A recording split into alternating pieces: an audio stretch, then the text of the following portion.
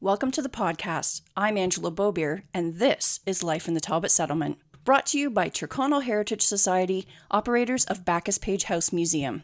In this series, we will do our best to give you a full appreciation of the history of Western Elgin County in southwestern Ontario, from First Nations to the early settlers to the 1950s. Sit back, relax, and enjoy. Before we begin, I'd like to acknowledge funding from Tyrconnell Heritage Society, operators of Backus-Page House Museum. Help Backus-Page House Museum and Tyrconnell Heritage Society fund our archaeological assessment by sponsoring a square. Your donation of $100 will sponsor the excavation of 1 square meter on the grounds of Backus-Page House Museum. Take part in this exciting project.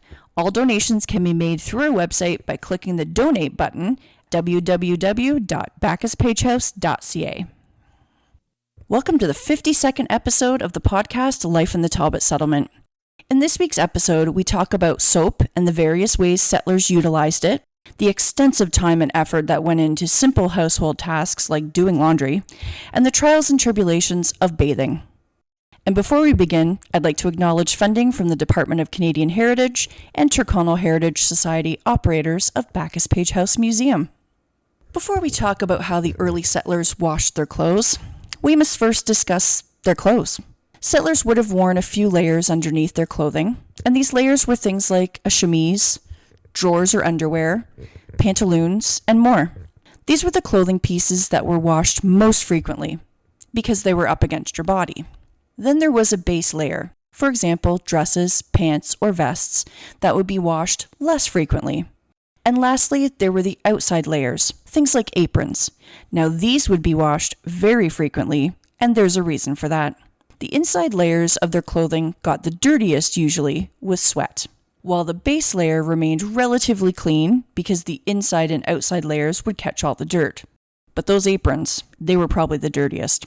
Soap from the store would have cost a pretty penny, and in some regions, stores may not have been close by. To combat this, the hard-working pioneers had to be resourceful and learn how to make their own soap from wood ashes and waste fats. Only a few basic ingredients were needed to make soap: lye, which is also called sodium hydroxide, or sometimes potash, and animal fat. They realized it was easy to craft soap using the overflowing amount of hardwood ashes that built up in their daily fires, along with the ample amount of animal fat from the butchering of livestock. For a lot of the pioneers, soap making became a semi-annual or yearly affair on the homestead.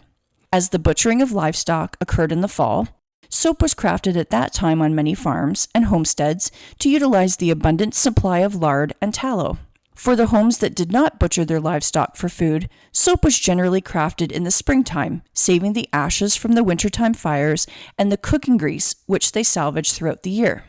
Here's a memory from Mrs. James C. Campbell of how her family made soap. Quote, "In my memory, I remember an old leach barrel under the shade of a harvest apple tree. Beside it was a large black iron kettle hanging from a tripod. The lye was poured into the kettle as it ran from the leach.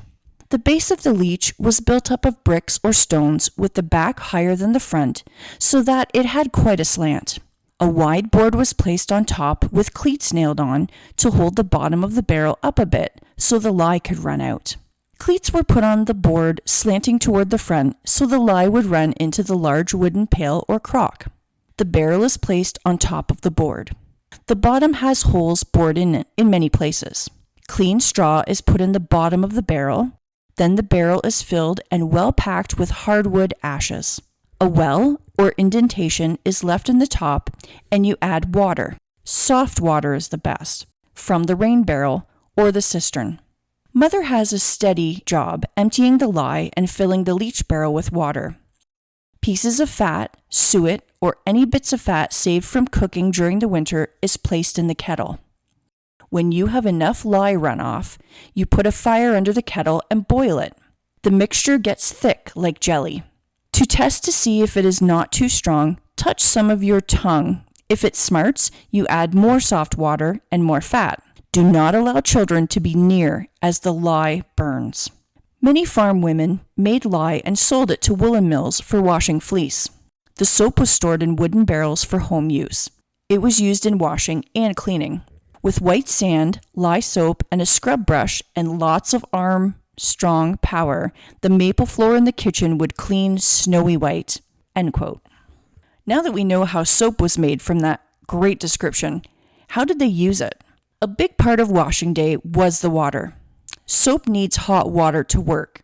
Therefore, families needed to heat their wash water so that the soap could clean the laundry.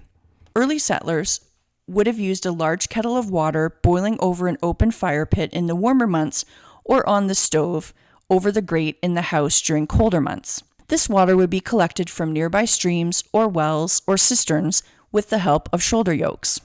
After the tubs were filled with water and heated, a pan of homemade soap was cut into pieces or chips and added to the boiling water. Clothes were then sorted and soaked in hot soapy water. The whites were washed first, then the colored clothes, and finally the dirtiest clothes. A long stick was used to stir the clothes around in the hot water and to pull the clothes out. After soaking, the clothes were scrubbed on the washboard to remove the dirt. Stains could be taken out before or during the washing process using a variety of methods. Some include milk for ink stains, butter for fruit stains, lemon juice for mildew, and good old handmade soap.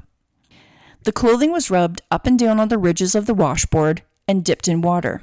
This process occurred over and over until the clothes looked clean, or cleaner than they previously were anyway.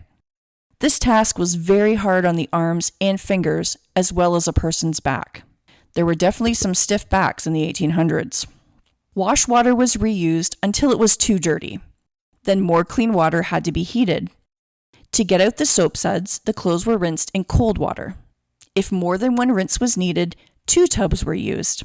The clothes were then wrung out by hand or with a wringer. A wringer is essentially a crank that turns rollers and squeezes the water out of the clothes.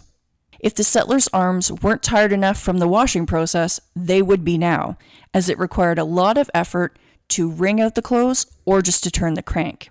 Afterwards, the clothing would be hung outside to dry in the sun. Sounds easy, right? Not all their clothing could be simply thrown into the boiling water. Some fabrics could not be boiled, or it would ruin the clothes. Take wool, for example. Many of the settlers' clothing was made out of wool, which couldn't be boiled. When washed in hot water, wool usually turns into a hard, felt-like fabric if not washed rapidly in cool water. To complicate things even more, the clothing that they wore was handmade and hand-dyed, meaning that the colors in their clothes could sometimes run when they scrubbed and washed it. Therefore, all the clothing would have to be sorted and washed separately based on the colors. All the light-colored clothing like white, light pink, light blue was washed at once, after which the dark-colored clothes like dark brown, blue, and black could be washed. After all the clothes had been washed and dried, there were bound to be wrinkles. These were easily rid of with the help of settlers' trusty irons. Sad irons, also known as flat irons, were a common household item in the 1800s. The name comes from the Middle English word solid, and just like its name, these irons were made of around 5 to 9 pounds of solid cast iron. The triangular shape of irons aided in getting around buttons. To use these handy tools, they would simply be placed into a stove or on top of the fire and heated up. The temperature was very important. If it was too cold, the iron would not get the wrinkles out, and if it was too hot, it could scorch the clothing. Once the iron was at the perfect temperature, it was quickly taken out and used on the desired clothing piece, which sat atop a wooden ironing board. This whole ordeal had to be done quickly due to the loss of heat. You may be thinking, how was this done safely if the whole iron, including the handle, was made of solid cast iron? Well, the answer is, it wasn't done safely. Not by today's standards anyways. Many fingers and hands were often burnt. To try and avoid this, rags were used to retrieve the hot and heavy iron from the stove. Even putting the iron down was no easy task. Iron trivets were made to house the hot irons during and after the chores. At Backus-Page House Museum, we have a wooden ironing board with a suspicious scorched triangle. The person who used this board definitely needed an ironing trivet. As if the settler woman needed more to do, they also had to keep irons clean and smooth. Otherwise, soot could be deposited onto the freshly hand-washed laundry. Did I also mention they needed to be greased to prevent rust and stains? Now back to some easier chores, if there were any. With their homemade soap, settlers not only cleaned their clothing, but themselves, and even used it as a lubricant for wagon wheels. Let's talk a bit about how the settlers bathed. Bath day came once a week in the wintertime. In the summer, settlers may be rinsed off in nearby creeks or rivers prior to bath day. It was a lot of work to get enough water to fill a bathtub and heat it up. That's because, just like washing the clothes, the water they were hauling would have had to come from the well or a nearby stream, and would be cold depending on the season. Another reason the settlers didn't bathe very often was because of a popular myth at the time. Some people believed that taking a bath would get rid of all the protective oils on their skin, and if they didn't have these oils, they were at an increased risk of getting sick.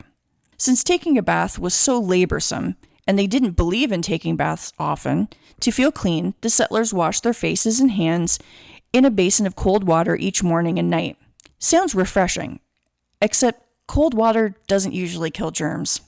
When the settlers did take baths, they would have had a metal or wooden tub, likely the same one they used for the laundry day, meaning this tub was not very wide or deep, and bathrooms were not a thing.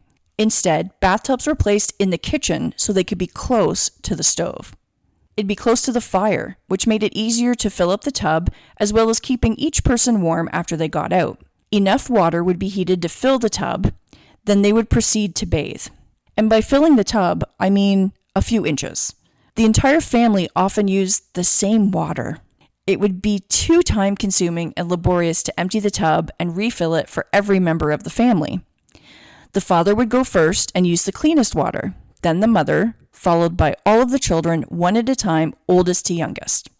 There is a saying that you might have heard that goes, "Don't throw the baby out with the bathwater." This is because the youngest children would get to take their baths last, so the water would have been very dirty. The saying developed as a funny way to remind parents that the baby could still be in the tub. I get it. Chores, no matter what they entail or how long they take, are always annoying to do. However, consider how fortunate we are for all the technological advancements making it easy for us to complete all these tasks.